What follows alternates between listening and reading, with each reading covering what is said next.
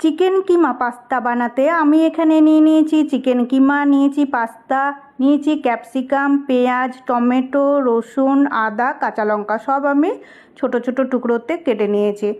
আর নিয়েছি এলাচ, লবঙ্গ, দারচিনি। কড়াই গরম হয়ে গেলে তাতে আমি অ্যাড করে দিয়েছি 1 teaspoon organic cold pressed mustard oil. তারপরে পেঁয়াজ, রসুন, আদা, টমেটো, লঙ্কা সব অ্যাড করে দিলাম, দিয়ে হালকা ফ্রাই করে নিলাম। তারপরে অ্যাড করে দিয়েছি সল্ট, হলুদ গুঁড়ো, জিরে গুঁড়ো, ধনে গুঁড়ো, কাশ্মীরি লঙ্কা গুঁড়ো। সব উপকরণকে ভালোভাবে মিশিয়ে নিয়ে চিকেনের কিমাও অ্যাড করে দিলাম। চিকেনের কিমা দিয়ে ভালোভাবে আবার ফ্রাই করে নিলাম। তারপরে জল দিয়ে লিড দিয়ে ঢেকে দিয়েছিলাম চিকেন কিমাগুলো যাতে নরম হয়ে যায়।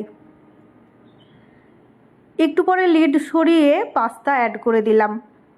সব উপকরণকে আবার ভালোভাবে মিশিয়ে নিলাম আর ঘরে তৈরি করা টমেটো সস অ্যাড করে দিয়েছি যাতে টেস্টটা আরও বেশি বেড়ে যায়। ব্যাস তৈরি হয়ে গেল হেলদি টেস্টে চিকেন কিমা পাস্তা। উপর দিয়ে গার্নিশ করে দিয়েছি অরিগ্যানো আর দিয়ে দিয়েছি চিলি ফ্লেক্স। এইভাবে আপনারাও তৈরি করে নেবেন আর এনজয় করবেন লাঞ্চ টাইমে। আমার এই রেসিপি ভালো লাগলে লাইক দেবেন, কমেন্টে জানিয়ে যাবেন আর শেয়ার করে দেবেন আপনার সমস্ত বন্ধুদের সাথে।